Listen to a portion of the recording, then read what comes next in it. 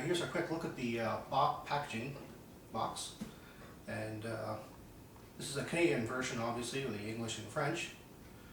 Got this at Kmart. Sadly, it's Kmart no longer in Canada.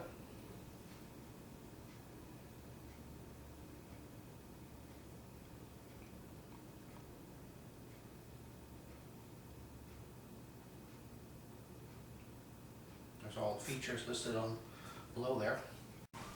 This is just a quick size comparison. The SkyStriker is about 23 inches long and about 22.5, I'd say, inches wide, with the wings fully spread out. The Rattler being quite a bit smaller, but I would say it's fairly in keeping with the scale range. The Rattler being about, I don't know, about 17 or 18 inches long and wide.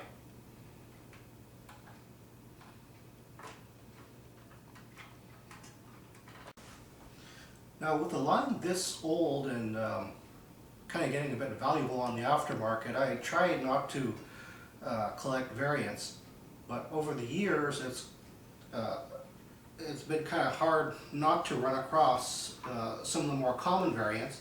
And one of them is the nose cannon variant on the SkyStriker.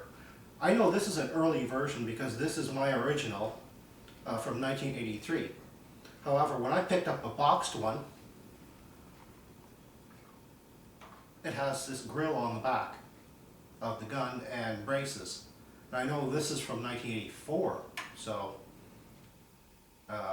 anything with the grill is a slightly later version. There isn't much difference other than that. However, on the back portion here, you'll see this is fairly smooth, whereas on this version, they've also added these tiny little oval vents. I'm not quite sure why they added the detail, but it's certainly a nice touch.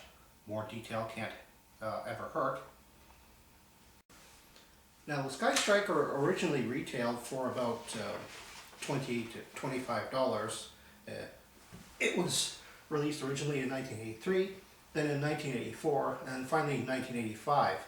So the price increase of $25 was probably in the later stages.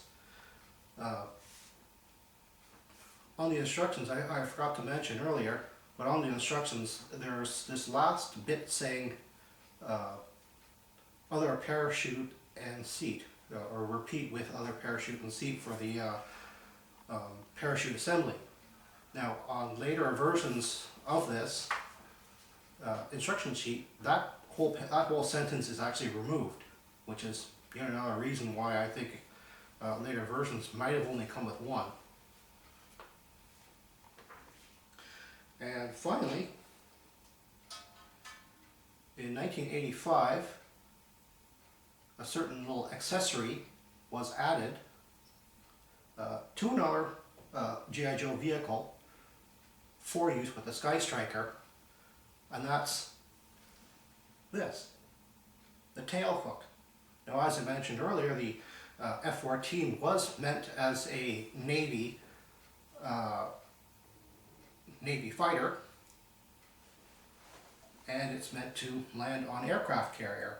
And this thing is perfectly meant for the back end of the SkyStriker, even though it's designed 2 years earlier.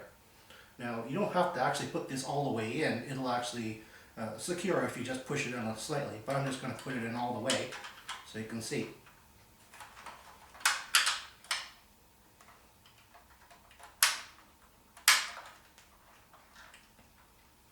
And now it's perfectly in there. It's not going to come out. And I'd say if you have one of these things to be careful, because the actual hook part and the actual front end is thin plastic. But to me, this thing is fairly sturdy. It might just be my particular sample here, but that makes That makes a really nice addition, and it's actually kind of sad that this thing wasn't originally included with the SkyStriker, but there you have it. And that was my in-depth look at the G.I. Joe SkyStriker.